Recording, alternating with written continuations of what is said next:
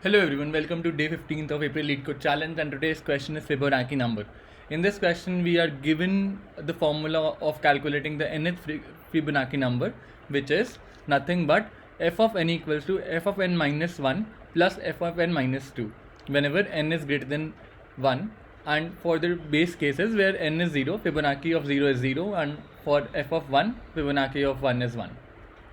We need to determine the nth Fibonacci number given the value of n, and that's it. It seems like a very easy question, although this question forms the basis of dynamic programming. I'll be solving this question by a couple of approaches, and this is the class 0 of dynamic programming, a must have question for dynamic programming. So stay tuned. Moving on to the presentation. So let's get started with it. And let me just take a pen. Fibonacci number, lead code 509. And even before jumping onto the algorithm, I want to tell you an attribute of Fibonacci number. If you plot the Fibonacci number on a graph, you will get a spiral, something of this kind. So 1, then 2, then 3, then 5, then 8, and all these numbers hold the property that f of n equals to f of n minus 1 plus f of n minus 2, since these are Fibonacci numbers.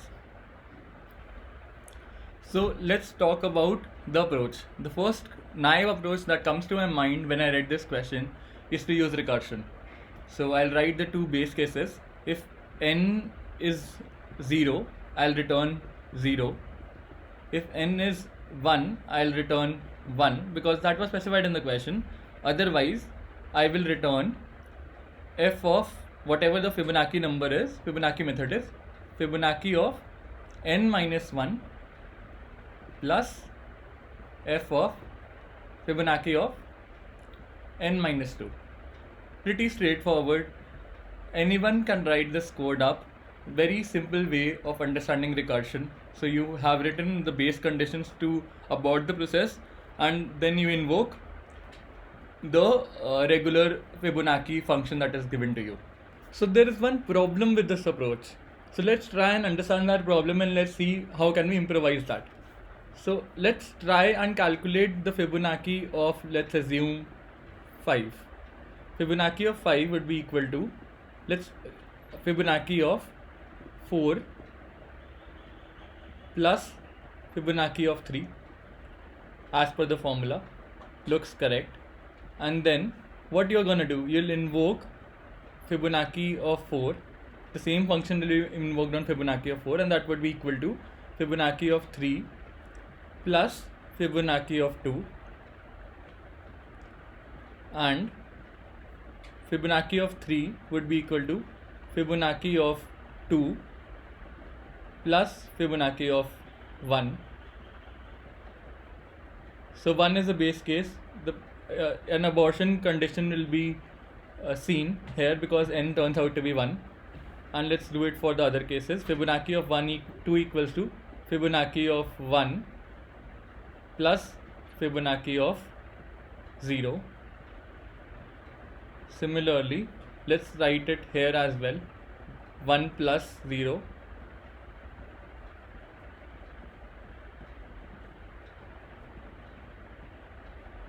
And Fibonacci of 3 is Fibonacci of 2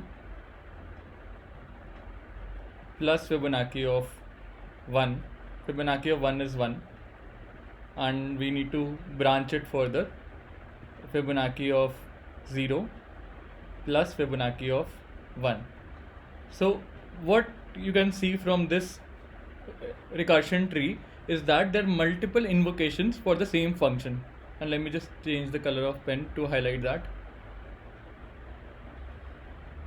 Pointer color, and let's take blue this time. So if you observe this tree carefully, Fibonacci of 4 invokes Fibonacci of 3, and Fibonacci of 3 was already invoked as part of Fibonacci of 5. So this function is getting invoked multiple times, which is an issue. We can definitely improvise on that. Fibonacci of 2 is again getting invoked multiple times. One from here, one from here, again from here. So can we do something to improvise this logic? Yes, we can cache these values once in an array or a map, whatever you feel like, and reutilize that value if you already know what is the value of this function. The basic DP approach. What we are going to do, in case we have calculated this value in the past, we will cache this value somewhere in a map or in an array, and the first thing that we are going to do is to check whether that value is present in the map or in the array. If that is there, we'll simply return that value. Otherwise, we will continue with the processing where we are calculating f of n equals to f of n minus 1 plus f of n minus 2. So that will definitely reduce our computation and improvise the algorithm. So this is the top down approach, because we are moving from f of n up till f of 0 or f of 1. Top to down approach. What could be the other approach? The other approach could be bottom up approach. So you start from the bottom index and you continue building up till you don't find your n, the value of your n. How can we do that? We will take a DP array of size n, and let's assume we are interested in 0, 1, 2, 3, 4, 5. So there are 6 elements in together, and we want to find out Fibonacci of 5. So we will assign a DP array of size 6 and initialize DP of 0 as 0, DP of 1 as 1, and we will iterate over the loop starting from the second index up till the 5 value and build this array. How? DP of I will be equal to DP of I minus 1 plus DP of I minus 2. So we are going in a bottom up fashion. Let's try this up. DP of 2 equals to 0 plus 1 is 1. DP of 3 equals to 1 plus 1 is 2. DP of 4 equals to 1 plus 2 is 3. And DP of 5 equals to 2 plus 3, 5. And so on. You can continue the process up till whatever value you are interested in. What you observed in this logic, we are building the DP array starting from the bottom values 0 and 1 and going up till a DP of n, whatever your n value is. So this is the basis of DP. And how can we improvise this further? Do we actually need a DP array, or we just need 2 past values using which we can calculate the next value? Ideally, we are only interested in keeping track of the 2 past values of this DP array and reutilizing them to actually find the next value in the queue. So let's reduce this DP size from order of n up till constant time. Let's take 2 variables, and let me just change the color of my pen. Let's take in 2 variables, a and b, and the next value would be sum of a plus b. So the next value in the Fibonacci series is a plus b, and which is 1, and let's call it c. And for the next iteration, what you're going to do, you'll update b by a. So this becomes a for the next iteration.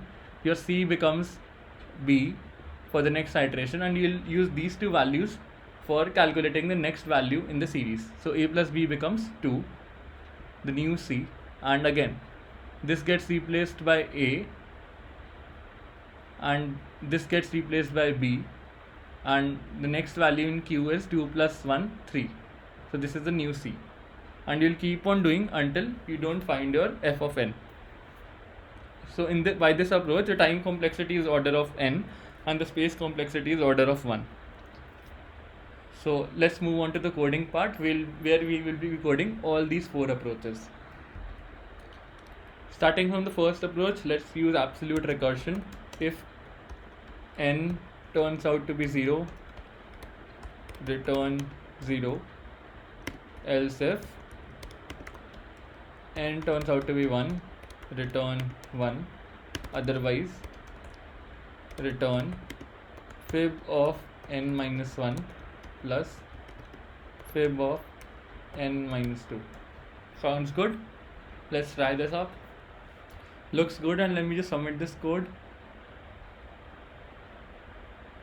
Accepted. Awesome. So let's improvise this logic. Instead of using the recursion multiple times, let's use a map where we are storing the values if we have pre-calculated them in the past. So the first value is n, and the key is n, and the value is fib of n in the map, and let's call it map, new hash map. You can use array as well, but I'm using map here since in DP we usually use maps. If map dot contains key as n, we return the value map dot get n. Otherwise, we calculate this value fib number, Fibonacci number, and let's put this value in the map n comma fib of number, and just return this value fib number. Let's try this up. So this will be our second approach. Looks good, and let me just submit it. Accepted. So let's shoot for the third approach now, and this time we will be building it in the bottom up fashion. Here we build it in the top down fashion.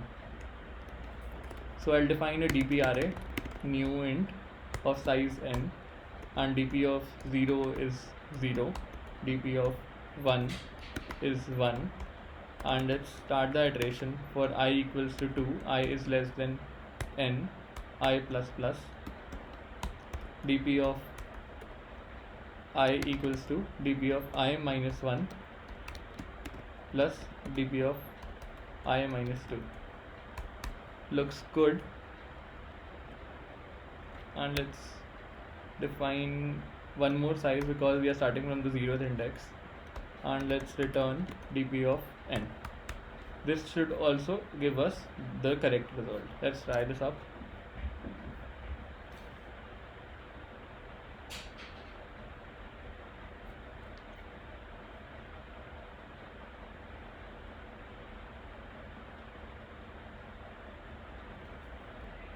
I missed a boundary condition for the cases n is less than equal to 1. For those cases, we'll simply need to return n as the answer. We'll simply return n, and now let's just try this up. Accepted. Awesome. Here the time complexity is order of n, and space complexity is again order of n. Can we improvise that? Of course, we can reduce the space, and let's reduce the constant space. Let's try this method. Let me just copy paste it.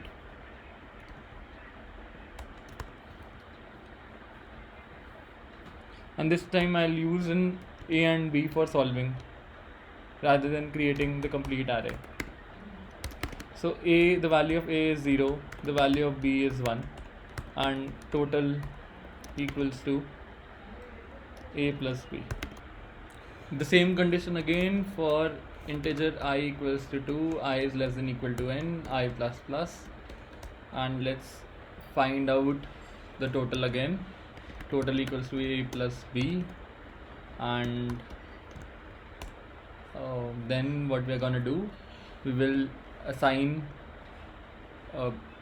A the value of the B to A. We'll assign B the value of B to A, and B would point to the total value.